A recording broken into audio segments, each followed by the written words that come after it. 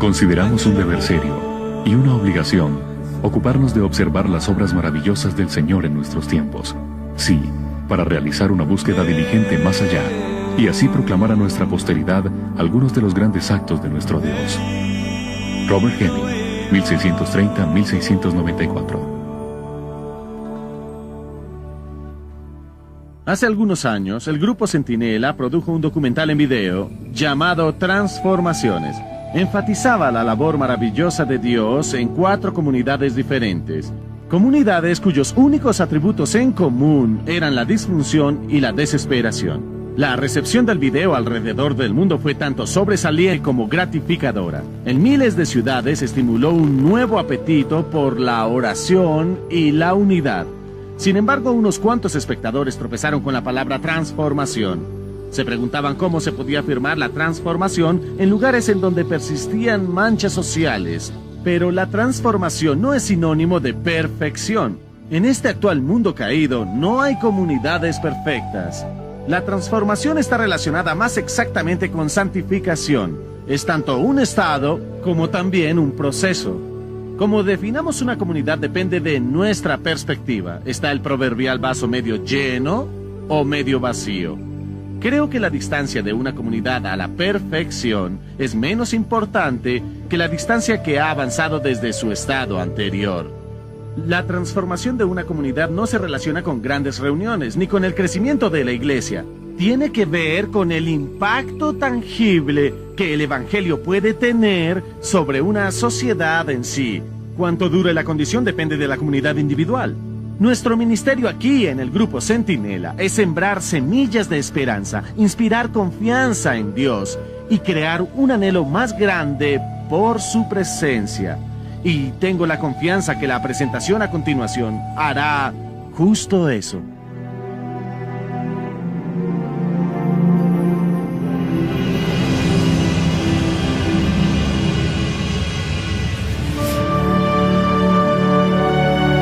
Transformaciones 2. La gloria se extiende.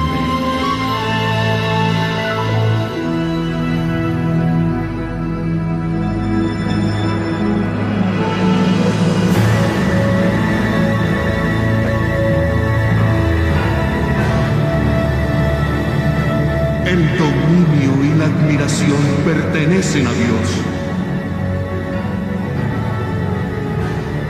El señorío y el temor están con Él.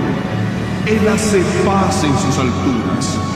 ¿Tienen sus ejércitos número? ¿Sobre quién no está su luz? Job 25, 2, 3.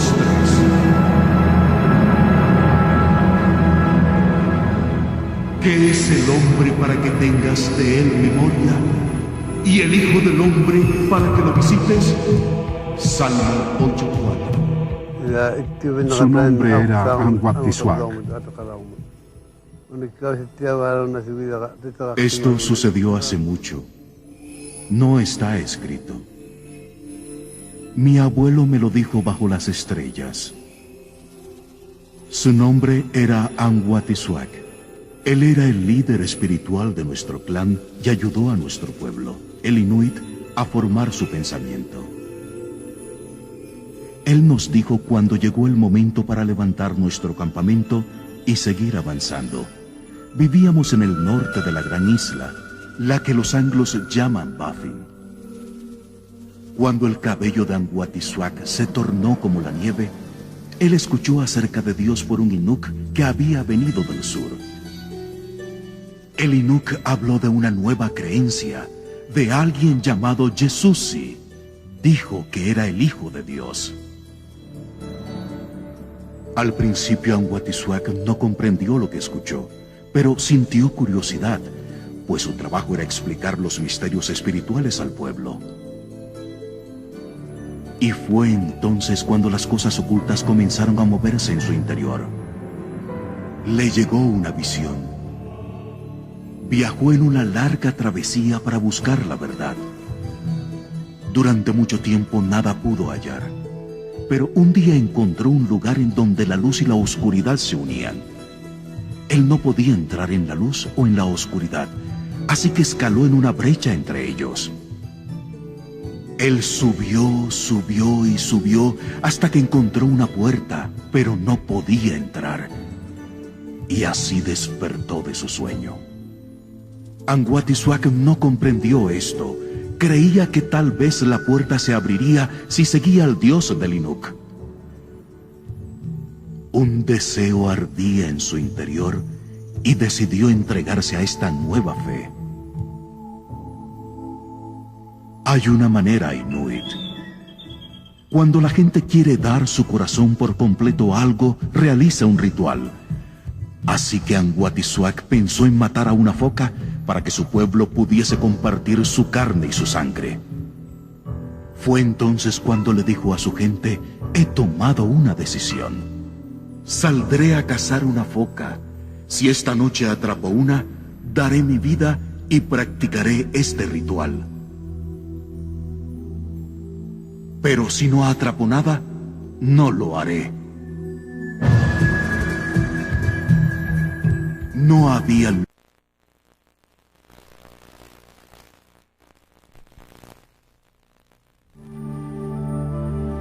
Consideramos un deber serio y una obligación ocuparnos de observar las obras maravillosas del Señor en nuestros tiempos. Sí, para realizar una búsqueda diligente más allá y así proclamar a nuestra posteridad algunos de los grandes actos de nuestro Dios. Robert Heming, 1630-1694. Hace algunos años, el grupo Centinela produjo un documental en video llamado Transformaciones. Enfatizaba la labor maravillosa de Dios en 4 comunidades diferentes. Comunidades cuyos únicos atributos en común eran la disfunción y la desesperación. La recepción del video alrededor del mundo fue tanto sobresaliente como gratificadora. En miles de ciudades estimuló un nuevo apetito por la oración y la unidad. Sin embargo, unos cuantos espectadores tropezaron con la palabra transformación. Se preguntaban cómo se podía afirmar la transformación en lugares en donde persistían manchas sociales. Pero la transformación no es sinónimo de perfección. En este actual mundo caído no hay comunidades perfectas. La transformación está relacionada más exactamente con santificación. Es tanto un estado como también un proceso. Como definamos una comunidad depende de nuestra perspectiva. Está el proverbial vaso medio lleno o medio vacío. Creo que la distancia de una comunidad a la perfección es menos importante que la distancia que ha avanzado desde su estado anterior. La transformación de una comunidad no se relaciona con grandes reuniones ni con el crecimiento de la iglesia. Tiene que ver con el impacto tangible que el evangelio puede tener sobre una sociedad en sí. Cuánto dure la condición depende de la comunidad individual. Nuestro ministerio aquí en el grupo Centinela es sembrar semillas de esperanza, inspirar confianza en Dios y crear un anhelo más grande por su presencia. Y tengo la confianza que la presentación a continuación hará justo eso.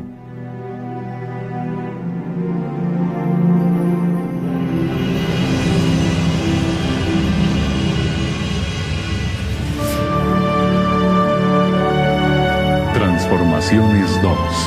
La gloria se extiende.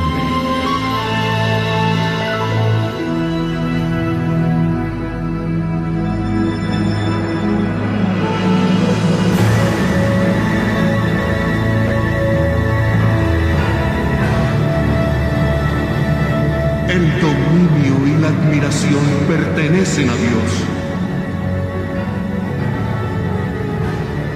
El señorío y el temor están con Él. Él hace paz en sus alturas. ¿Tienen sus ejércitos número? ¿Sobre quién no está su luz? Job 25, 2, 3.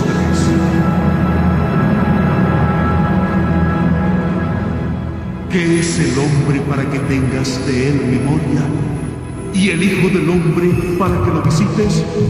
Salmo 8:4. Su nombre era Anguatisuak.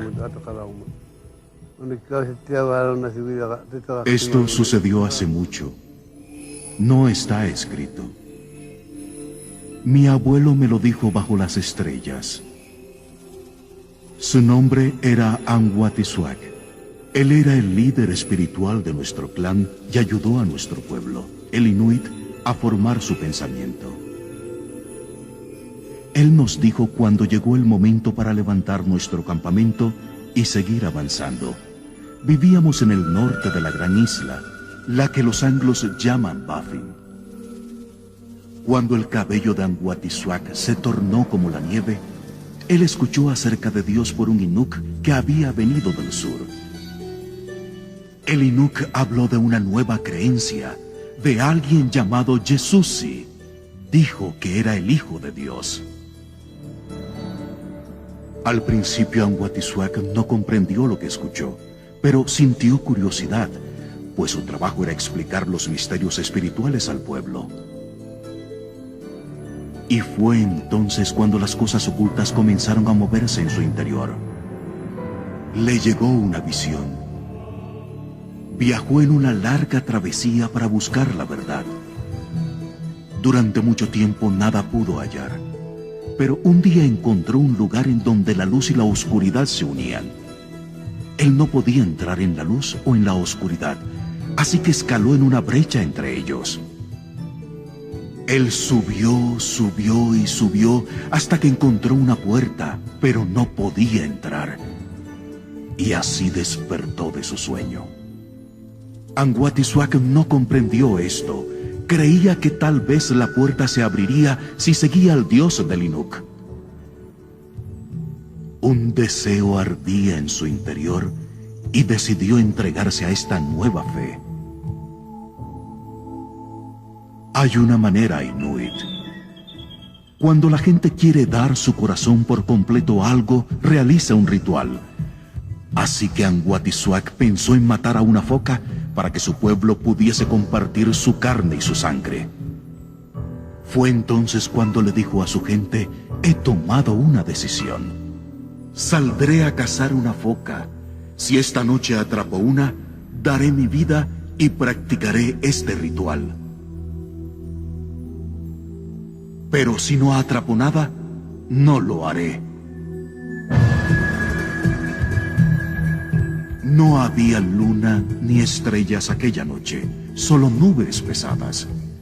Así que Anguatisuac sabía que sería difícil encontrar una foca, pero él quería hacerlo. Salió al océano helado para buscar un hueco de foca. Aún en la oscuridad encontró uno, pero la foca no estaba allí. Tuvo que esperar. Hacía mucho frío, así que construyó una pequeña pared de hielo para protegerse del viento. Después se sentó y preparó su arpón para asestar a la foca.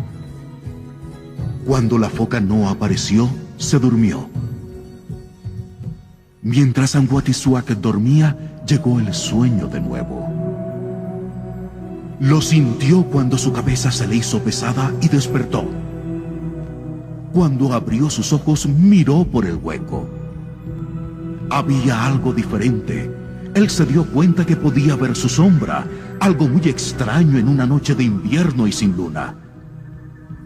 De repente, la zona comenzó a iluminarse más y más, y entonces los vio. Anguatisuac vio tres seres que parecían tener alas. ¡Alas! Descendían entre las nubes. No hablaron, pero Anguatisuac sabía por qué habían venido. En cuanto se fueron, una foca salió del hueco. Anguatisuac le metió el arpón y la arrastró de vuelta al campamento. Todos dormían aún. Más tarde salieron de sus tiendas e iglúes y compartieron esa foca. Fue entonces cuando Anguatisuac y su gente comenzaron a seguir a Yesusi. Muchos años más tarde los visionarios vinieron y nos contaron la historia acerca de Dios y su Hijo, como está escrita en el gran libro. Y supimos que así era. Todos somos, Él es, yo soy, descendientes de Él. Cercano está el Señor a todos los que le invocan, a todos los que le invocan de veras. Salmo 145, 18. El Ártico Oriental de Canadá está dividido en dos regiones. Nunavut, el territorio de gobierno propio más reciente en el país, y Nunavik, tierra natal del pueblo inuit en el norte de Quebec. Unidas, las regiones incluyen más de 2.7 millones de kilómetros cuadrados. Sorprendentemente, este paisaje vasto y frígido está habitado por menos de 30.000 nativos. Durante cientos de años viajaron en clanes. No tenían voz colectiva. En estas latitudes, la tierra es tan fría que hasta los árboles se niegan a crecer. Pero es la aridez interna la que hace el verdadero daño. Durante décadas, los inuit han luchado por encontrar su identidad. Despojados de cualquier sentido de pertenencia y propósito, muchas comunidades han descendido hacia el abismo. Había este gran vacío. Tantos de esa generación se volcaron al alcohol. Perdieron su cultura y por eso hubo mucha vergüenza. Para esta ciudad todo era oscuro, oscuro, oscuro. Fue como una pesadilla. Fue muy terrible, muy terrible. Recuerdo porque no teníamos esperanza. Este es Kanhisuhuac en Quebec del Norte y tenemos alrededor de unas 500 personas aquí. Annie Tertiluk ha vivido en la remota península Ungava de Quebec desde 1964. Como Annie y su esposo Mark saben demasiado bien, el alcohol se convirtió en un compañero problemático para muchos inuit. Éramos una de las peores parejas en la ciudad, porque éramos jóvenes y bebíamos. Cuando mi corazón latía muy rápido después de beber, yo podía escuchar que el diablo me esperaba. Creo que en esa época toda la comunidad bebía. Recuerdo que una vez toda la comunidad estaba ebria. Cuando recibíamos juntos nuestra bebida en la comunidad, se oía a la gente gritar. Perdí a mi hermano debido al alcohol. Gente gritando aquí. A muchos amigos. Gente peleando aquí. Destrozaba mi vida. Era muy malo. Oh, santo cielo, era terrible. No había leyes. El norte helado se parecía más al viejo oeste. Sin policía. La vida era peligrosa. No había reglas en la comunidad. Nuestra comunidad era en realidad un pueblo que no dormía debido al crimen que teníamos. Las mujeres y niños no tenían mucha protección. Había abusos contra las esposas y ataques domésticos. Mi esposo me golpeaba.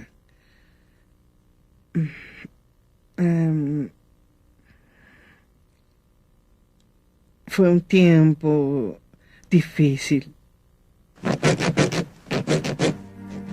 Como muchas esposas inuit, Ejuka Pinguatuk tuvo que equilibrar relaciones con las tareas de supervivencia ártica. No ha sido fácil.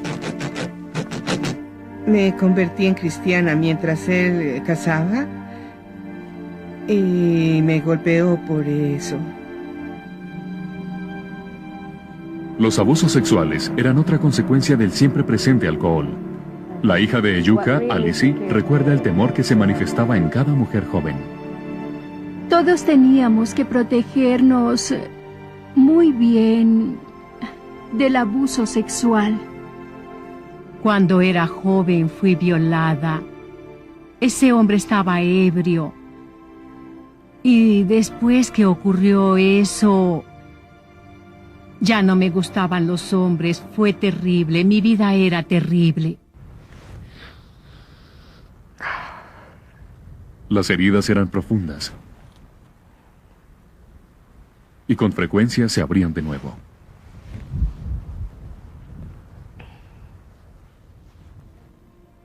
Nadie hablaba del abuso, o del dolor del corazón, o de las emociones. Cómo solía desear que alguien me hablara, pero nadie lo hizo. Para cubrir su dolor, muchas parejas jóvenes se volcaron hacia las drogas, alcohol y música de metal pesado. Otros sencillamente atravesaron la puerta sin retorno. Yo tenía un espejo grande en mi cuarto y atraía demonios. Mi hermana tenía 22 años cuando se suicidó. Ella se ahorcó. En el lado de la bahía Hudson del Quebec Ártico, la comunidad de Povimituk, o POV, como lo llaman los lugareños, tiene su propia historia que contar. No comenzó bien. Hacia el verano de 1991, las condiciones en este apartado lugar eran tan severas que un equipo de televisión de la CBC fue traído para investigar. Sus perturbadores hallazgos fueron emitidos ese septiembre en la revista de Noticias Nacional de Canadá, El Periódico. Algo está sucediendo en Povimituk. Un cúmulo de suicidios y de lesiones autoocasionadas entre los adolescentes tienen a la comunidad... La historia, llamada Verano Mortal, duraba casi 17 minutos. El octavo suicidio de un adolescente en este año. Una estadística espantosa, más de 20 veces el promedio canadiense. Harry Tulugat, padre de 5. Lo primero que viene a la mente no es ¿qué puedo hacer?, sino ¿por qué? ¿Por qué? Yo estaba allí ante el horror que se sentía y que se expresaba en ese momento. Y afuera de la arcada, cada mañana, las drogas favoritas en el lugar, solventes y lubricantes. Sufríamos una enorme epidemia de suicidio de la juventud. Los certificados mortales codifican fríamente la cosecha de este año espantoso. Parecía que había un suicidio cada mes. Después llegó la certeza de que muchos de nuestros hijos sufrían abuso sexual. Cada familia lo experimentaba, era la oscuridad total en ese instante. Y la escena en POV no era diferente a cualquier otra comunidad en el norte. Hasta la tierra volvió su espalda a sus habitantes. En muchas áreas del Ártico Oriental, los caribúes, peces y frutillas una vez abundantes comenzaron a desaparecer. Para un pueblo que ya vivía al borde, la situación era peligrosa. Todos estábamos deprimidos, estábamos perdidos de alguna manera. Parecía que nuestra comunidad estaba maldita.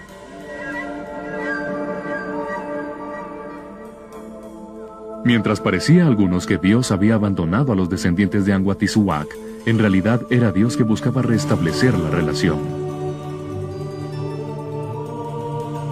60 años después de que Dios revelara su gloria a Anguatisuac, Él envió un segundo emisario al Ártico Oriental. Y este tenía el nombre de Canónigo John Turner.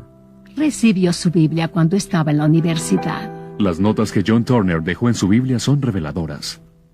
A menos que un hombre deje subrayado todo lo que tiene, no podrá ser mi discípulo. Turner comenzó su ministerio en medio de los Inuit, a finales de la década de los años 20.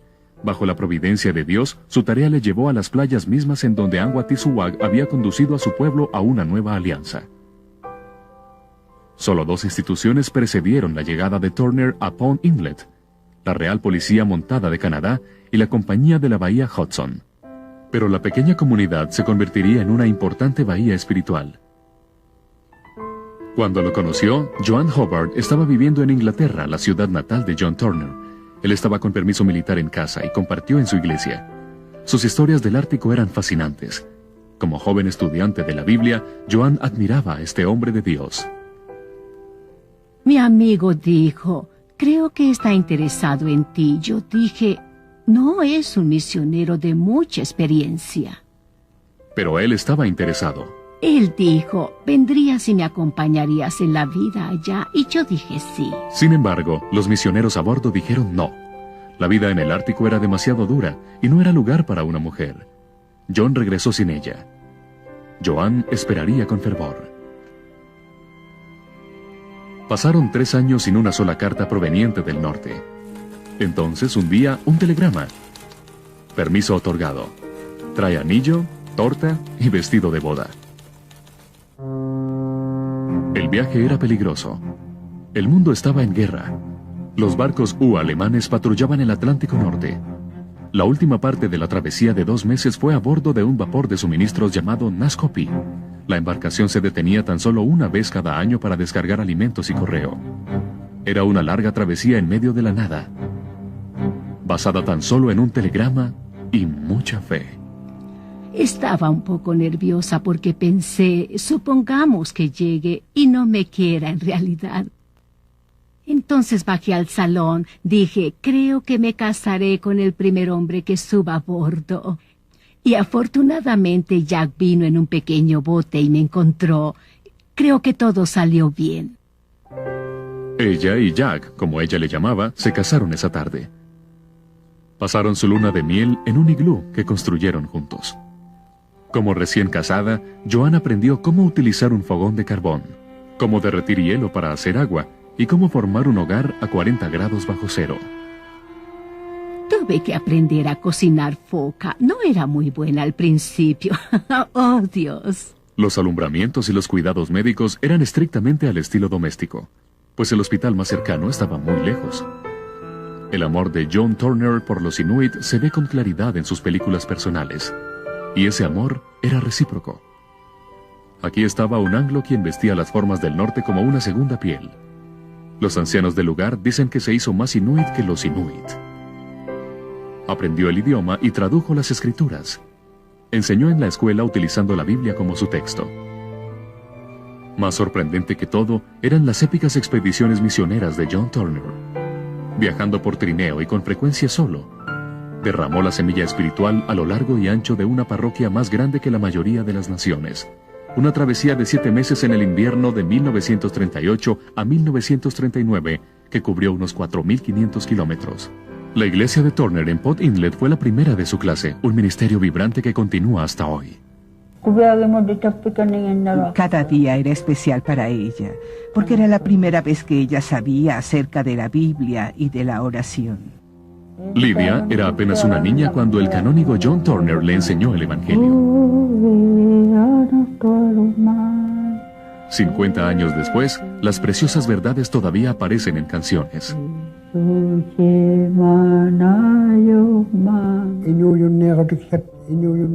Cornelius Nutugag creció con recuerdos de una próxima gloria.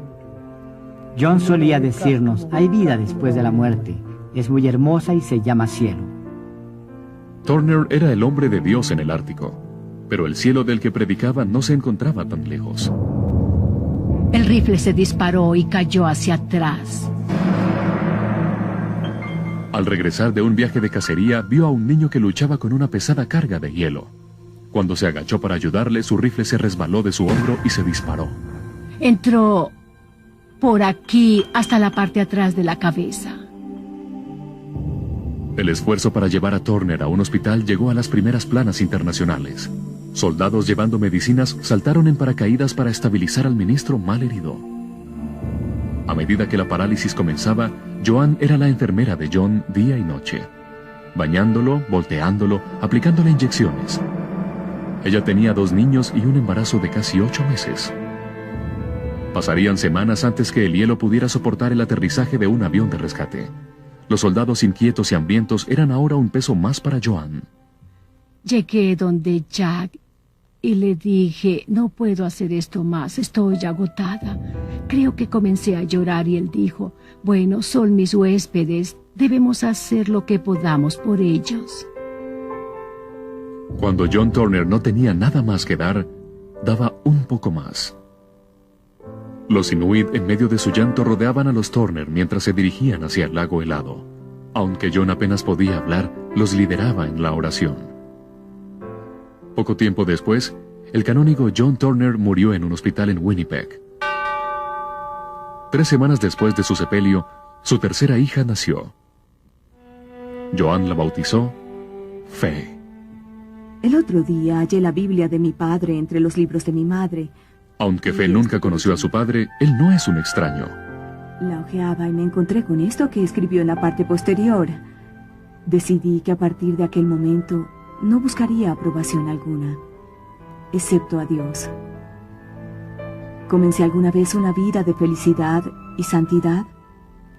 Pero desde ese día hasta ahora he estado contento de vivir solo con Dios. Y de esta forma vi en ello cómo era el corazón de mi padre y cómo siguió lo que Dios le había dicho. John Turner murió mucho antes de ir al Ártico. Él sabía que a menos que una espiga de trigo caiga a tierra y muera, sigue siendo tan solo una semilla. Pero si muere, produce muchas semillas. Esa era su visión. Y Joan también la compartía. Tuve una visión de mucha gente joven que venía por las calles cantando himnos y cosas. Era una visión, pero un día será así. Sí, un día sucederá. Como muchos en la comunidad de Pond Inlet, James Ariak se ve a sí mismo como un descendiente espiritual de Anguatishuac y discípulo espiritual de John Turner. La siembra de la palabra alcanzó a nuestros padres, y a través de esa siembra, la semilla dio frutos. Algo sucedió en febrero de 1996. A lo largo de Pond Inlet, pequeños grupos de intercesores tocaban al cielo con oraciones para traer avivamiento. Brindando inspiración para este logro, había 2 hombres con grandes corazones y rodillas desgastadas: el evangelista ártico Billy Arnakuk y el pastor local Moisés Kayak. Fue cuando la gente condenada se sintió atraída hacia el Señor en gran número. Tenían tanta condenación que sintieron que tenían que limpiar sus casas.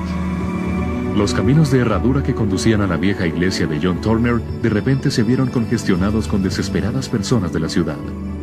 Parecía que todos querían deshacerse de sus drogas ilícitas, pornografía y música de metal pesado. Llegaban como una inundación.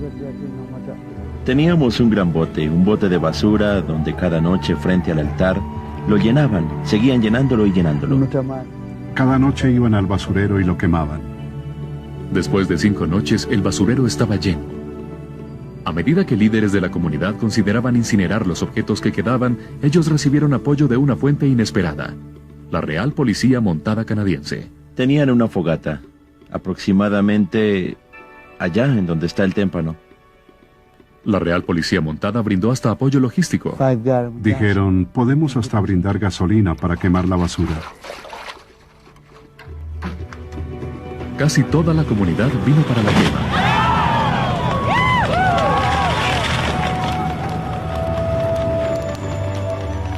De acuerdo a la Real Policía Montada, el valor de los objetos ilícitos destruidos durante este evento fue sorprendentemente de $80,000 a $100,000. Fue un arrepentimiento profundo. El mismo Espíritu Santo hablaba a la gente. Toda la comunidad fue transformada por completo. El fuego que quedó después de esa importante ocasión dio calor a los corazones por muchos meses después, pero también esbozó un fuego todavía no encendido. Un fuego tan especial que se hablaría de él a medio mundo. Sucedió en mitad del invierno el 28 de febrero de 1999. Los creyentes se habían congregado durante una semana de reuniones de avivamiento en la iglesia anglicana. Hambrientos por Dios y atribulados por nuevos reportes de uso de drogas en la comunidad, decidieron agregar un servicio especial para la juventud el domingo por la tarde. Entre quienes lideraban esta reunión estaban el pastor Moisés Kayak y sus colegas del ministerio Joshua y James Ariak, todos nietos del portador original de la antorcha, Anguatishuac. Se ofreció una invitación para los jóvenes que sintieron que querían acercarse a Dios. Louis Ariak, líder de la congregación, oraba por la juventud que se había reunido alrededor del altar. Me sentí tan cerca de Dios. Él me daba ese versículo que dice: benditos los puros de corazón, porque ellos verán a Dios.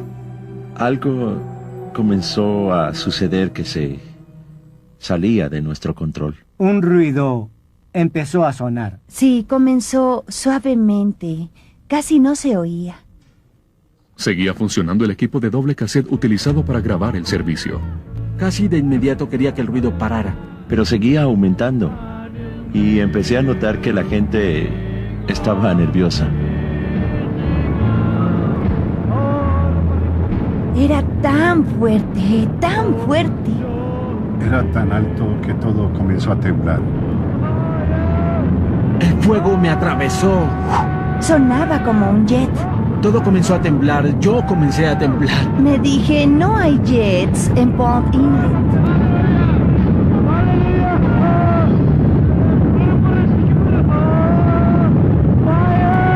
Por eso también se estremece mi corazón y salta de su lugar. Oíd atentamente el estrépito de su voz y el sonido que sale de su boca. Job 37, 1, 2.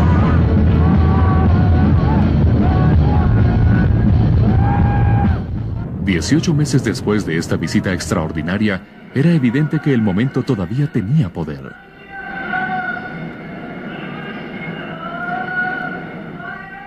Cada vez que pensaba en ello, me sentía muy humilde.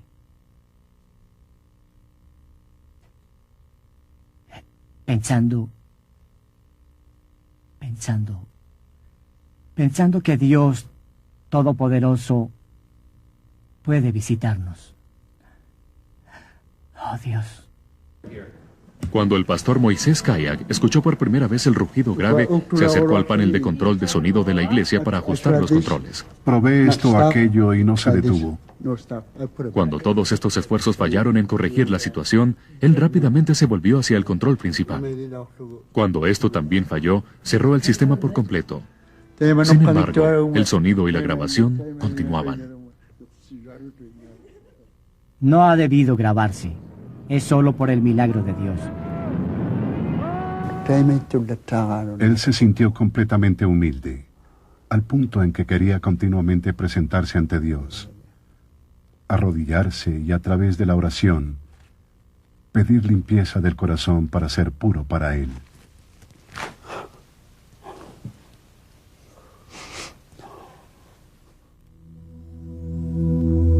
Este mismo Espíritu Santo que se derramó en Ponilet también ha estado visitando otras comunidades en el Ártico Oriental.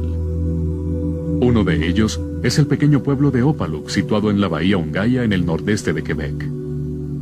Establecido en 1978, la comunidad pronto se dio a conocer como un lugar de dolor. Hubo muchas tragedias. Esta persona se suicidó, tenía unos 17 años. Hubo otra chica de 19 años, quien también se suicidó. Lo que hicimos fue orar por nuestra comunidad, rompimos la maldición en nuestra comunidad. Los resultados fueron tanto inmediatos como tangibles. Veo que nuestra comunidad ha cambiado. Me doy cuenta que desde nuestra oración aquella vez hemos sido liberados. Ahora somos felices. La profesora de escuela, Maggie Akpatak, es el típico dínamo humano, atestiguando su amor por Cristo en cada oportunidad. Desde que soy cristiana, siempre quiero compartir mi corazón con los niños. Siempre les pregunto, ¿tienes al Salvador en tu corazón? La influencia del Evangelio es extensa y poderosa en los salones de la clase de Opaluk. Comenzamos esta mañana con la oración de nuestro Señor. Sylvie Susie, del sur de Canadá, es una profesora secular por contrato. Creo que la mayoría de los niños son muy religiosos. De acuerdo a Maggie, esa descripción puede ser limitada. Todos han sido salvos. Todos han nacido otra vez. Ese es 40% de la población actual de Opaluk y todo su futuro. Las cosas también progresan en POV. El residente de mucho tiempo y pastor del lugar, Elias Salualu, es testigo feliz del cambio. En 1996, esta comunidad revivió gracias al Señor. La comunidad entera era verdaderamente sorprendente. Una vez más, una clave importante fue la oración unida y ferviente. Tener un corazón abierto a Dios fue lo único necesario. Y después el Espíritu Santo se derramó sobre la comunidad. Y los lamentos en la iglesia.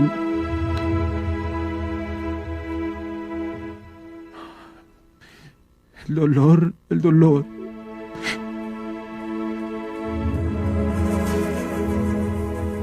Todo ese dolor se elevó como incienso ante Dios. Y los cielos se abrieron. Veíamos resultados, muchos resultados, buenos resultados. El nivel de suicidios ha descendido por completo. De hecho, el crimen a todos los niveles ha disminuido. Tenemos un Dios todopoderoso y misericordioso, y las familias se han estado sanando durante estos últimos 6 o 7 años. Ha sido maravilloso ver el movimiento de Dios en nuestra comunidad. Aunque es tentador detenerse para celebrar el trabajo de Dios en POV y Opaluk, la historia no termina allí. Maravilloso ver cómo Dios se mueve. No solo en POV, sino en todas las comunidades. Desde que la gente comenzó a salvarse, es una historia diferente. La hoja de mi vida está limpia, gracias a Jesús. Fíjense, Dios está salvando a esta gente que creíamos que nunca podría ser cambiada. Lo encontré. Es un gran Dios. De verdad hallé un gran Dios. Los corazones y las relaciones han sido sanados. He visto hombres arrepentirse públicamente por haber abusado de sus esposas e hijos. Mi esposo me ha ayudado en este momento. Él ha cambiado mi vida. Muchas personas han sanado de estas heridas, en especial mujeres. Dios las está utilizando hoy. Dios está cambiando comunidades. Jesús fue la respuesta a todos sus problemas. Comunidades completas, es sorprendente. No toda comunidad en el Ártico está al mismo nivel, pero creo que ahora no hay una en donde no esté sucediendo algo. Todo cambió, sencillamente todo cambió. Está extendiéndose por todas partes. El fuego del Señor se extiende. Puedes visitar cada comunidad, te pueden decir la misma historia. Huactec, Kanutsukahotsao, Kanutsujuak and Kujuak, Aupaluk, Bubuntuk, Norsulik Bay, Clyde River, Arctic Bay, Panilet, Lake Harbor, Tesiriak is starting, Call Harbor, Ganasualujuk is starting. Oh. Lo que veo es muy hermoso. El Evangelio también ha comenzado a infiltrarse en la arena política. De acuerdo a Roger Armbruster, misionero durante mucho tiempo en el Ártico, Dios está creando a una nueva generación de líderes nativos que no es tímida para declarar el gobierno de Cristo. Este mazo está hecho con el colmillo de un narwhal. Es el símbolo de la legislatura de Nunavut e ingresa a la legislatura cada vez que se reúnen para las negociaciones oficiales. En un papel dentro de este mazo está escrita la oración del Señor. Venga a nosotros tu reino, hágase tu voluntad así en el cielo como en la tierra. Algunos alcaldes han abierto sus cámaras de consejo para reuniones de oración 2 veces a la semana. Ellos saben que esta reunión sin Dios no será buena, así que Él siempre está incluido en todo. Como dice la Biblia, cuando los justos gobiernan, el pueblo se regocija. Dios ha tocado a la tierra misma. La tierra ha comenzado a producir y a ser productiva. Hace 20 años no habían caribúes y desde ese tiempo han regresado. Hasta los peces en los lagos comienzan a aumentar y la tierra está comenzando a producir pequeñas plantas. Estamos tan bendecidos. La esperanza que una vez invadió el corazón de un cazador solitario de focas ahora es evidente en iglesias, salones de clases y cámaras de consejos a lo largo del Ártico Oriental. Es un recordatorio que el amor de Dios no es solo profundo y persistente, sino también lleno de propósito. No es característico de Dios el tomar una parte de la tierra que el hombre desprecia diciendo, ¿qué valor puede tener esa tundra ártica helada? Y Dios dice, utilizaré esa parte de la tierra para glorificarme. Una vez tuve una visión de gente joven cantando y alabando al Señor en las calles. Algún día pasará. Sucederá un día. Escucha, voz de tus atalayas. Alzarán la voz, juntamente darán voces de júbilo, porque ojo a ojo verán que el Señor vuelve a traer a Sión. Isaías 52.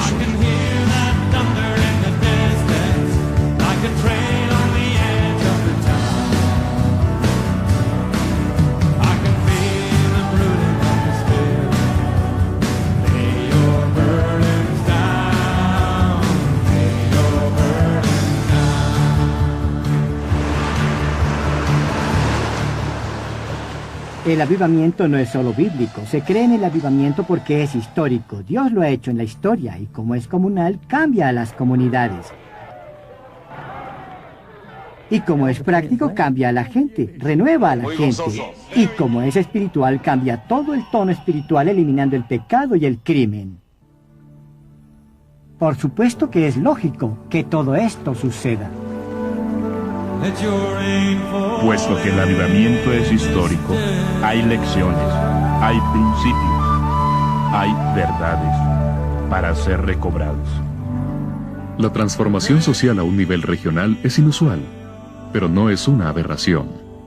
Como lo revela la historia, ocurrirá cuando quiera y donde quiera que se le dé espacio al Espíritu de Dios. Al igual que el Ártico, las lejanas Hébrides de Escocia resuenan con historias de lo sobrenatural. Y al igual que en el lejano norte, esta armada rocosa y azotada por el viento parece un lugar poco probable para ser visitada por Dios. Sin embargo, los cielos se han proyectado sobre esta antigua tierra con una regularidad sorprendente. Estas visitaciones han sido llamadas avivamientos, pero son diferentes a cualquiera que alguno de nosotros haya experimentado. Los anales de la historia registran reuniones de 9.000 personas, pero eso es difícil de asimilar, pues solo habían 12.000 habitantes en la isla. En 1949, la presencia de Dios descendió una vez más, esta vez en la parroquia de Barbas. El alivio era plenamente necesario, pero no llegó fácilmente. El orgullo religioso y el legalismo habían creado divisiones profundas dentro de la iglesia. Algunos clérigos se negaban a creer que Dios pudiera hacer un trabajo grande y que Él mismo no comenzara con ellos. Cuando el alivio llegó, ellos se opusieron amargamente a Él. Hubo enorme oposición de parte de la denominación más grande en la isla. Mary Peckham era una adolescente cuando se inició el avivamiento, pero todavía puede recordar la frescura espiritual que lo precedió. La temperatura espiritual en la isla antes del avivamiento era religiosa, pero ciertamente no animada. Era un invierno espiritual.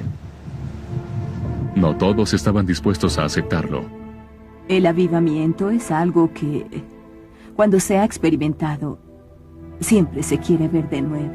Donald John Smith, piadoso asistente de un almacén y convertido durante la época del avivamiento, recuerda cómo los intercesores del lugar comenzaron a trabajar. Las personas oraban todo el tiempo por este avivamiento. Oraban en los graneros. Se escuchaba la oración. Entre los más fervientes de estos guerreros de la oración se encontraban 2 hermanas de mayor edad, una de ellas casi ciega. Oraban varias veces a la semana por el avivamiento, con frecuencia tarde en la noche. Estaban absortas con la promesa de Isaías 44. Porque yo derramaré agua sobre el sequedal y ríos sobre la tierra árida. Una de ellas no podía salir de casa y se encontraba en su lecho. Yo solía leer la Biblia y solía orar con ellas, y se sentía la presencia del Señor. Ellas conocían a su Señor. Retados por la fe de estas piadosas mujeres, 7 líderes de la iglesia se reunieron para orar en un granero cercano. Durante meses le rogaron a Dios que alimentara un apetito mayor por su presencia. Ese fue el momento que definió los comienzos del avivamiento. Era a mediados del año 1949. A medida que los ancianos continuaban su trabajo en el granero, comenzaron a percatarse de luces en graneros y granjas cercanas encendidas hasta tarde en la noche. Algunas nunca se apagaban. El apetito de las personas por Dios había superado su deseo de dormir. Los ancianos se dieron cuenta que sus oraciones habían sido respondidas. Era una comunidad que oraba. Sus rostros con lágrimas. Había tal expectativa, tanto deseo. Sus oraciones eran de penuria, oraciones de dolor. Tanto anhelo que Dios viniera. Y Dios respondió. Sin nada más que lo demorara, Jehová se acercó. La noche previa algo muy significativo había sucedido. En la atmósfera de la casa había algo bastante extraño, casi fantasmagórico. Sentimos este poder y después hasta los platos estaban temblando. Era como si el Señor hubiese descendido con un viento poderoso. La casa tembló con el poder de la oración y la presencia del Señor. Y la gente temía porque este era un suceso sobrenatural. La gloria Shekinah de Dios descendió sobre la comunidad. Una luz tangible, sobrenatural, rondaba alrededor de muchas de las granjas. Las luces se encendían en las casas. El glorioso Señor brillaba en los alrededores. Todos estaban sorprendidos, no decían nada. ¿Qué podían decir? Estad quietos y conoced que soy yo, Dios. Es todo lo que dijimos. Alrededor de las 4 de la mañana, una muchedumbre de varios centenares de personas se reunió afuera de la estación de policía de la comunidad. Muchas personas habían viajado desde aldeas vecinas atraídas por un... Caminando en la vía principal, rogaban a Dios en voz alta que tuviera misericordia de ellas. Se tendían sobre el camino para que Dios se apiadara de ellas. Era como si nos encontráramos en la eternidad. Temas eternos, las cosas eternas eran muy, muy reales. Una figura clave en el avivamiento que se desarrolló fue el reverendo Duncan Campbell, un predicador fogoso de la Iglesia Libre Unida. Se lanzaba arriba y abajo del púlpito, el sudor resbalando sobre su rostro. Oh, mi querido pueblo, escucha. El secreto del Señor lo guarda quien le teme. Las salas de reunión estaban llenas. Igual número de incrédulos vino. Muchos venían de todas partes de la isla. La iglesia estaba colmada. Las personas se sentaban en las ventanas. Y tantos afuera. Oh, sí, muchos afuera. Puedes hacer a una comunidad consciente de las cruzadas, decía el fogoso avivador. Pero solo Dios puede hacer a una comunidad consciente de Dios. Verás que la presencia de Dios pone el programa en vuelo. No un evangelista, ni un esfuerzo especial, nada organizado sobre las bases del esfuerzo humano, pero sí la conciencia de Dios, que ha atrapado a toda la comunidad. Pronto el movimiento del Espíritu de Dios se sintió en otras islas, incluyendo Harris, Bernera y Tyree.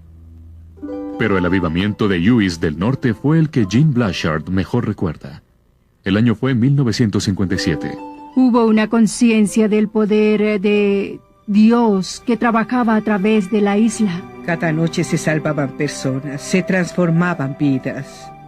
Solo podíamos decir Dios descendió. A medida que las noticias del avivamiento se diseminaban, varios reporteros llegaron a la isla para el tiempo de Navidad. Al llegar a su hotel, eran escoltados rápidamente al bar por el propietario. Decían, miren, todo este alcohol está aquí. Explicó que la gente no venía, iban a las reuniones. Las reuniones de avivamiento arruinaron sus ventas. Se escuchaban quejas similares alrededor de la isla. El estilo de vida cambió, no hay duda de eso. Las tabernas de la aldea desaparecieron gradualmente, una a una.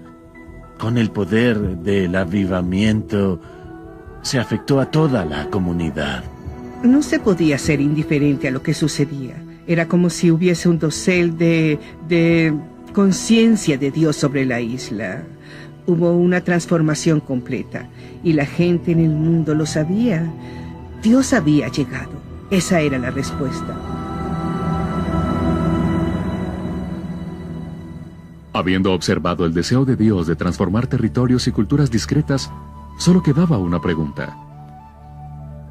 ¿Puede esto suceder a nivel nacional? ¿Hay alguna evidencia de Dios trabajando en un estado moderno? ¿Una nación soberana? Uganda, la nación de África del Este, parece un sitio poco probable para buscar respuestas. Plagada por fiebres demoníacas, la que una vez fue la perla de África, ha pasado décadas en un profundo coma espiritual. Hasta su nombre se ha hecho sinónimo de muerte, como lugar de cultivo del SIDA y la casa personal de horrores de Idi Amin. Creo que Uganda ha sido un país de dolor. Ha sido un país que ha pasado de un golpe militar a otro igual. Sé lo que significa vivir con miedo. El pastor John Mulindi era un adolescente cuando el horror comenzó. Las personas eran asesinadas por miles, masacres, aldeas completas eran masacradas. Y algunas veces no se sabía con exactitud quiénes eran los asesinos. Quienes escuchan con atención las vívidas narraciones de John Mulindi pueden sentir horror. Su cadáver permaneció allí 2 días. O hasta llorar. Y el bebé se había sacado del seno de su madre muerta. Pero ellos siempre recordarán. No podíamos reconocer contra qué combatíamos. La historia de Uganda, como la de muchas naciones africanas, está llena con prácticas mágicas y rituales secretos. Fetiches conocidos como mayembe estaban en todas partes. Y se sabe que los reyes, aún hasta los días de Idi Amin, ofrecían sacrificios humanos. Los africanos son gente de pacto, si puedo decirlo así. Muchos de nuestros pactos son con el diablo. La historia nos dice que nuestros ancestros adoraban a otros dioses, no al de Abraham. Para Uganda, las consecuencias de esta idolatría han sido una larga temporada de temor y dolor. Lo que conocí de Idi Amin era una figura poderosa que imponía su poder y deseaba que su presencia se sintiera por doquier. El periodista Barco Kusa creció bajo la sombra del infame tirano de Uganda. Como muchos de sus conciudadanos, se sintió optimista cuando el derrocamiento de Amin condujo al retorno del antiguo presidente Milton Obote. Creyeron que tal vez Obote sería mejor que Idi Amin, pero no lo fue. Habían fuerzas tenebrosas que estaban destrozando a esta nación, detrás de esas personas que usted ve. En esos días era común encontrar cadáveres yaciendo al lado de los caminos. A veces las personas iban a cerciorarse si era alguien que conocían, un ser querido, sino sencillamente continuaban. Y no solo los soldados mataban. Nací para morir. El pastor Jackson Senyonga tenía tan solo 3 meses de edad cuando su madre lo arrojó en la basura. Y mi abuela me recogió. Pensando que moriría en cuestión de días, una tía accedió a cuidarlo. Pero el niño vivió, aun si tan solo para revivir el dolor. Mi padre fue asesinado en el 79 durante Idi Amin. Y en el funeral fue cuando vi el rostro de mi madre en una foto. Nunca una carta, nunca una foto, nada. Y yo ya era un adolescente. Tristemente, el padre de Jackson era parte de una epidemia nacional. Cuando pasa un día, 2 días, sin que tus seres amados vuelvan, piensas que quizás están muertos. Así que el primer lugar al que se debe ir sería el bosque Namanye. Era un bosque de muerte. Se podía sentir el espíritu de la muerte en él, el peso de la muerte. Las reuniones de oración se hicieron secretas. Los pastores circulaban hasta en 10 grupos por día. Siempre con gran peligro y con frecuencia llegando a su casa a las horas de la madrugada. Los soldados tenían el poder de hacer lo que quisieran. Había retenes y me detuvieron en ellos muchas veces. Nunca se sabía cómo saldrías de ellos.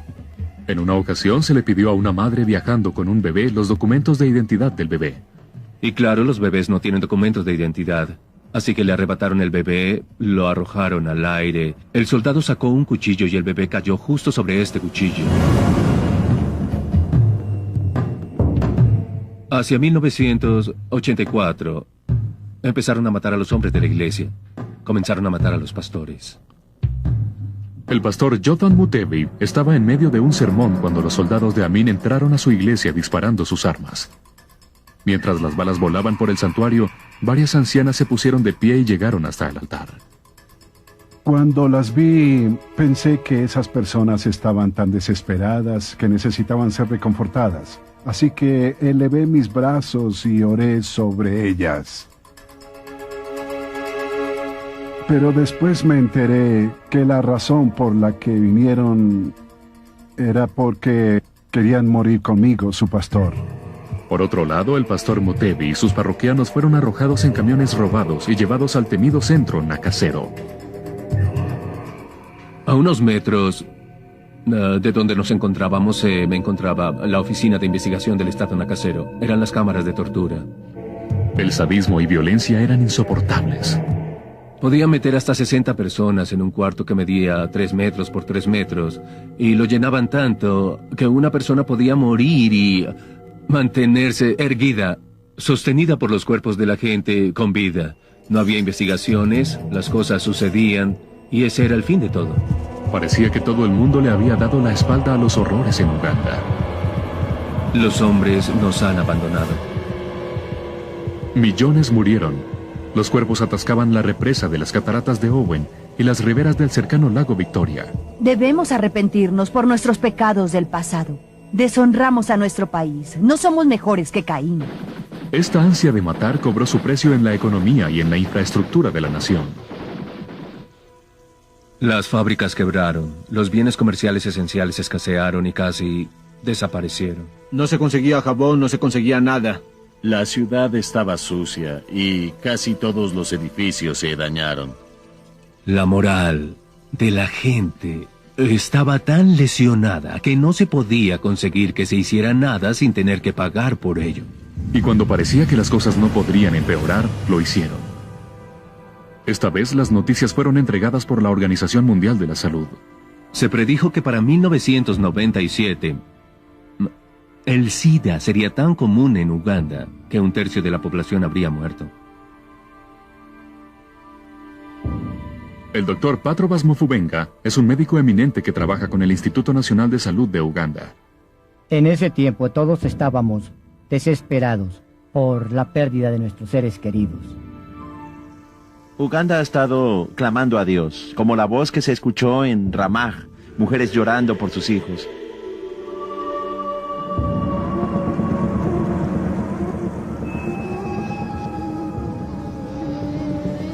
Se hizo muy común un dicho que decía: el Dios de Uganda se ha ido a dormir.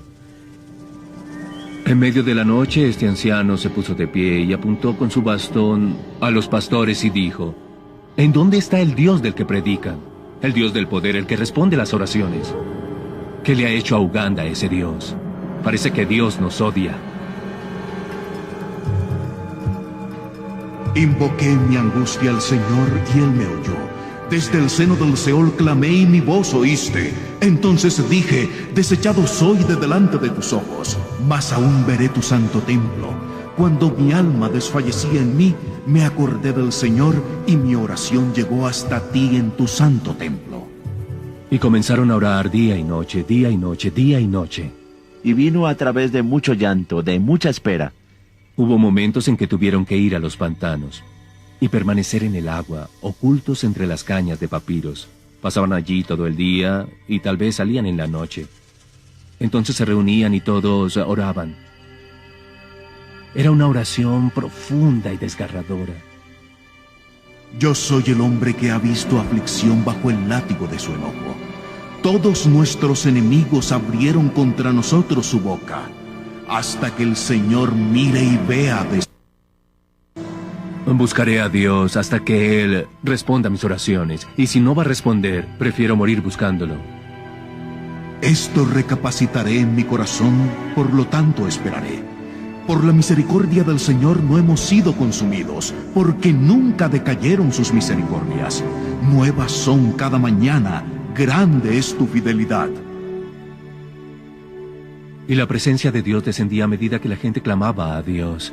Se manifestaría al ojo físico como una nube pesada de neblina colgando sobre la gente. Cuando entrabas a una reunión eras atrapado por ella y sabías que entrabas a algo que es tangible.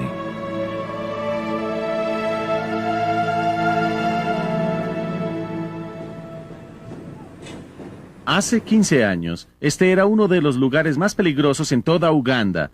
Esta comunidad era conocida como el Beirut de Kampala, porque bajo el régimen de Milton Obote, soldados indisciplinados utilizaban las casas y almacenes en esta zona como práctica de blanco.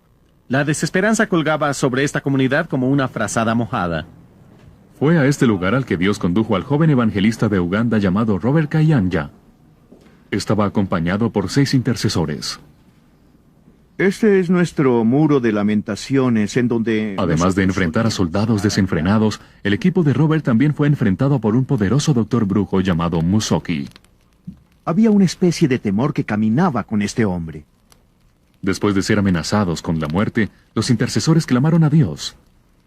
A los pocos días, Musoki era quien estaba muerto. Después de la muerte de este famoso brujo Musoki, comenzamos a ver cómo los cielos se abrían. La pequeña congregación de Kayanja se convirtió en una vasta multitud. La Catedral Centro del Milagro ahora sienta a 10,000 personas, y la hermandad ha dado vida a 600 congregaciones filiales. Uganda, que había sido descartada por muchos países, cuya economía se había colapsado, que no tenía voz alguna y cuyo pueblo se avergonzaba de ser llamado ugandés, comenzó a dar un giro total. Y el proceso de sanidad comenzó. No es de sorprender que esto sea un cambio propiciado por la oración. Así que las iglesias comenzaron a orar por zonas. Son como las abejas. Durante la noche se puede escuchar abejas. Bzzz. Cada comunidad ora. Cada zona ora. Y yo siento que ellos saben que el enemigo debe encontrar otra ciudad, pero no Kampala. La unidad es otra marca del presente avivamiento. La labor que Dios ha hecho en esta tierra no puede ser reclamada por cualquier individuo, o cualquier iglesia, o cualquier ministerio. Reuniones de pastores de la ciudad son comunes. Dios nos llama a que nos reunamos, a que oremos juntos, a alabarlo juntos. En verdad está sucediendo que Dios está uniendo a nuestras iglesias. Para hablar entre nosotros, para apreciarnos mutuamente. Lo que trato de hacer es ir con personas que en verdad aman a Jesús, que predican la palabra de Dios. Algunas veces me encuentran en iglesias pentecostales. Yo casi no voy allí. El cuerpo de Cristo se une, estoy sobrecogido. El avivamiento en que estamos ahora es para todos. La unidad no es algo por lo que oramos, sino algo por lo que agradecemos a Dios. Aún el reporte severo de la Organización Mundial de la Salud no estremeció la confianza de los creyentes en Dios. Hemos visto la curación del virus del SIDA y los doctores dicen, wow, no puedo explicar esto, pero debe haber un Dios allá, en alguna parte. Tenía dolores de pecho, tenía urticaria en la piel. Comencé a vomitar. Estos eran casos terminales. Perdí el apetito. No podía comer. Personas con el SIDA completamente desarrollado. Adelgacé mucho, como una vara y entonces... Después de orar, muchos sintieron la mano de Dios.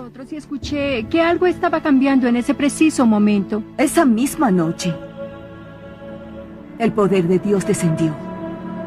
Y yo lo sentí.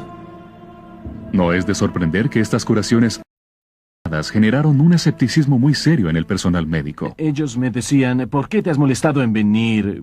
Tu estado y tu apariencia muestra que tú eres una víctima. Y yo no Pero con el tiempo, este escepticismo se tornó en sorpresa. Mi doctor me miró. Estaba sorprendido y dijo, ¿sigues viva? Me examinaron, pero no encontraron SIDA. Leyeron mi nombre, Ruth Migagua, VIH negativo. Y me dijeron, eres un VIH negativo, no reactivo, no hay virus en tu cuerpo. Entonces los demás síntomas comenzaron a desaparecer uno a uno.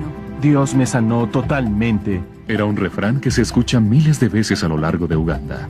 Mientras les hablo en este momento, he tenido experiencia con más de 372 pacientes de SIDA que han sido curados. Uganda ha sido registrado como uno de los primeros países en ver una disminución en el VIH. Creemos que se debe a nuestra oración y creemos que es debido al amor y la gracia de Dios.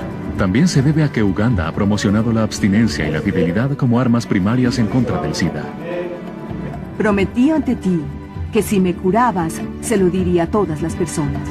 No moriré, sino que viviré y contaré las obras del Señor. El poder de Dios también se ha manifestado en la arena política. Creo que Uganda está en un nuevo comienzo político. En su sentido divino del tiempo, Dios trajo el liderazgo. Dios comenzó a poner gente en su lugar. Dios está trabajando en este país. Paul Etienne ha ocupado casi cada posición en el gobierno de Uganda, incluyendo la de primer ministro. El Señor siempre ha estado conmigo. Pero es el Señor quien hace el carácter. Él es el que... Beatrice Bayanka es miembro del Parlamento del Distrito Hoima. Así que quiero ser más firme en todo lo que hago para que la luz vuelva a brillar. Ellos esperan que nosotros reflejemos a Cristo totalmente. Stephen Onyu es el comisionado de policía de la nación. Soy uno de esos que creen que Dios debe hablarme, en especial en el tipo de trabajo que tengo. En un número de ocasiones, Onyu ha visto a Dios mitigar manifestaciones violentas en respuesta a la oración. Y creo por mi experiencia personal, hijos de Dios, que si continuamos en la oración, no hay nada imposible. Yo he llevado mi fe hasta el nivel gubernamental. Cecilia Eitim Ogwal es la fogosa líder de la oposición en el Parlamento de Uganda. Yo soy una embajadora de Cristo y no me avergüenza dar testimonio de eso a donde sea. A medida que veíamos cambiar el gobierno y la atmósfera espiritual, ¿saben qué sentimos? Que el Dios de Uganda no se había ido a dormir. El Evangelio introdujo nuevos cambios, inclusive hasta en la estructura del gobierno. Ahora tenemos un nuevo ministerio llamado el Ministerio de Ética e Integridad, y eso no lo teníamos. Dios me puso en esta posición. Dios necesitaba a una persona fuerte para una tarea ardua. Y cuando luchaba por nacer de nuevo, yo le dije, quiero que me tomes, como hiciste con Saulo, en el camino a Damasco. Y él lo hizo. Miriam Matembe recuerda el día que se paró frente al presidente y su gabinete para explicar su portafolio. Sus palabras fueron proféticas. ¿Recuerdan la historia de los hijos de los israelitas? en la esclavitud. ¿Y cómo Moisés los guió a la tierra prometida? Aquí estoy. Soy el Moisés de Uganda. El Señor me ha nombrado aquí para sacar a Uganda de su conducta cinética, de su decadencia moral, de su corrupción hacia la dirección correcta. Como puente del río que una vez llevó al joven Moisés a su destino, Uganda está de nuevo camino a la historia. Y la travesía en ninguna parte es más evidente que en el plan agresivo del gobierno para construir ética e integridad en los empleos públicos. Sabía que la batalla era muy dura y difícil, pero el Señor está conmigo. Hoy hay mucha corrupción en Uganda. Pero si vemos atrás, cómo era hace unos 15 años es algo incomparable. La juez Julia Sebuttendi es una fiscal especial nombrada por el presidente, una cristiana ferviente. Su reputación libre de corrupción ha traído nueva energía y credibilidad a su campaña. Ha sido un impacto para toda la nación. La gente ha temblado, aún los más importantes. Estos archivos están llenos para refrescar nuestra memoria. Ella es lo que es porque nació de nuevo, porque ha defendido su terreno. Ver que hoy las personas regresan al lugar de integridad es sorprendente. Hemos visto a Dios hacer grandes cosas. Hasta el promedio de crimen ha descendido en un 50%. No es sorprendente que esta nueva actitud tenga un efecto en la economía nacional. Mientras las cosas siguen siendo duras, hay señales positivas por todas partes. Se había anunciado que la economía colapsaría y no ha colapsado, sino que se ha ubicado entre las 3 de más rápido crecimiento en África. Y las iglesias de Uganda crecen aún con mayor rapidez que su economía. Y pasamos de 7 personas a 2.000 personas en tan solo 2 semanas. Nada mal para un joven que una vez fue arrojado a la basura. Hoy es sorprendente. Hemos tenido 5 servicios el domingo en la mañana y nuestro promedio es de 20.000 personas. Y hoy les digo, nuestra iglesia no es la única iglesia que Dios hace crecer. Hay avivamiento. En nuestras iglesias hay avivamiento. Eso es lo importante. Cada día en Uganda se inicia una nueva iglesia o un ministerio. Una vez que nos hayamos liberado del pecado de nuestro pasado, entonces debemos enfocarnos en el propósito de Dios.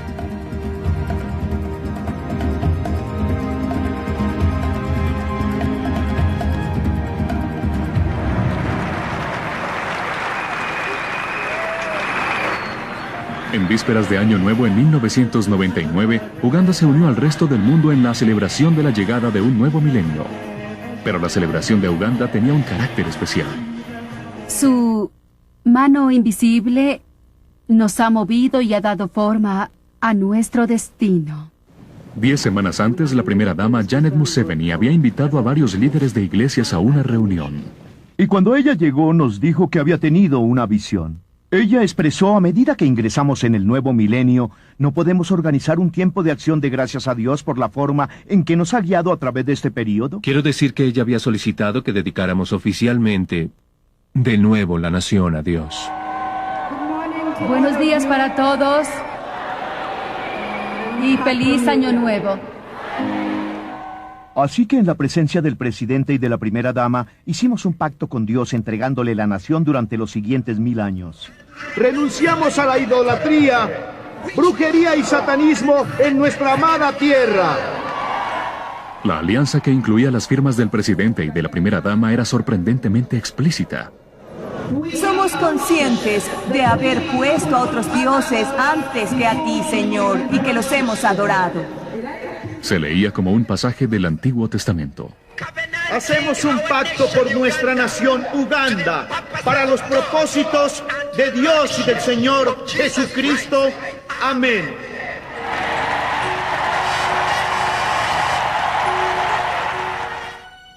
Entonces el rey mandó reunir con él a todos los ancianos de Judá y de Jerusalén. Y poniéndose el rey en pie junto a la columna, hizo pacto delante del Señor. Desde el principio al fin, era solo Dios. Que la vergüenza cubra mi rostro, Señor mi Dios. Vergüenza y reproche. Que el Señor cubra mis manos.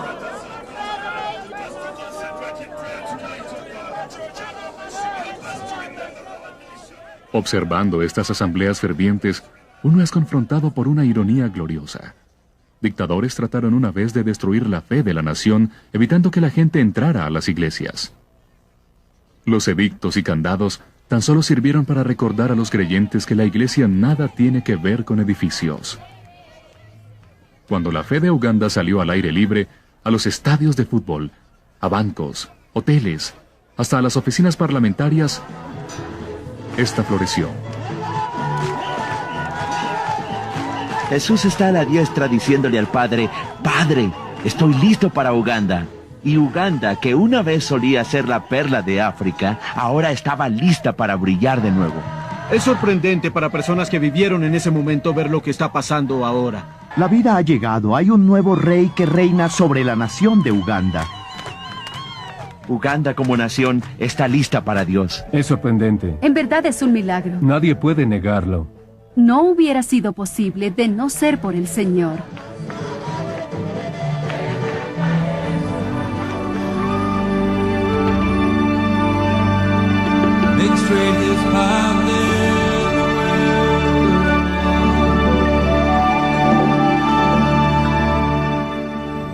Para quienes preguntan, ¿por qué Dios se movió tan poderosamente en estas regiones en particular? La respuesta es sencilla. Fue invitado. Creo que para que un espíritu de avivamiento funcione en un país, debe ser invitado. Y la gente debe querer tener ese espíritu. Es la clase de deseo que anhela profundamente al Señor. La gente está orando. Busca a Dios con la certeza que la venida de Dios a nosotros es la única forma para salir del desastre. Que Dios limpie la sociedad. Que Dios haga todas las cosas nuevas. Si se humillare mi pueblo, Primero debemos ser humildes bajo la mano poderosa de Dios. si se humillare mi pueblo, Solo podemos mover el espíritu con nuestra oración. Que haya oración en cada área de la tierra, en cada ciudad, en cada aldea, en cada iglesia. si se humillare mi pueblo, Señor, te necesitamos. No podemos lograrlo solos, pero ven a nosotros, ven a visitarnos. si se humillare mi pueblo, Hay un precio a pagar por el avivamiento, la oración, las lágrimas de arrepentimiento. Padre, oramos para que puedas realizar la cirugía en los corazones de la gente, Señor. Nuestro corazón le interesa a Dios, más que cualquier cosa.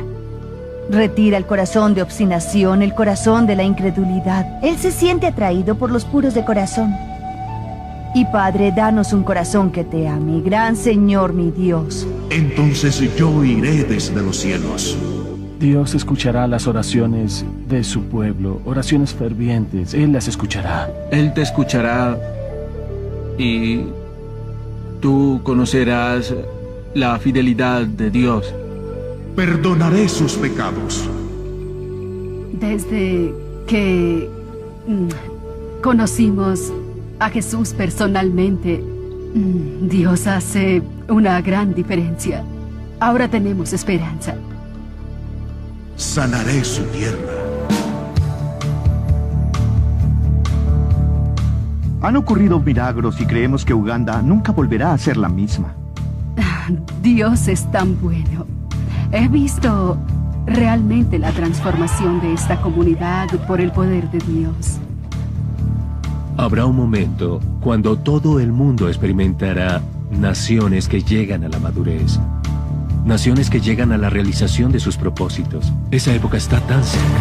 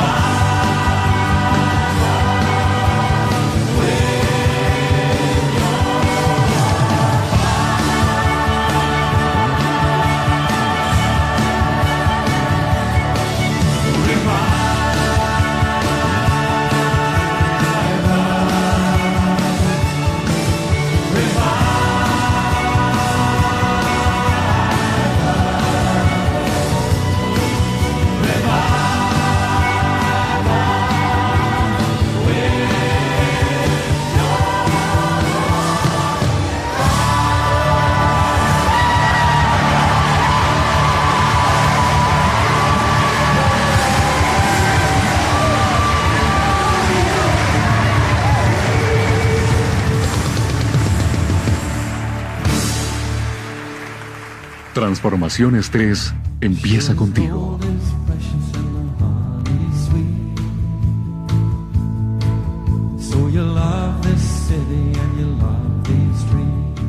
Dios prometió en su palabra que en estos últimos días Él derramará de su espíritu sobre toda carne. Every baby laying on the bedroom floor, every dreamer dreaming in her dead-end job, every driver driving through the rush hour. I feel it in my spirit, feel it in my bones. Cuando ores, no retrocedas. Ora hasta que algo suceda. Empújalo hacia adelante hasta que algo suceda.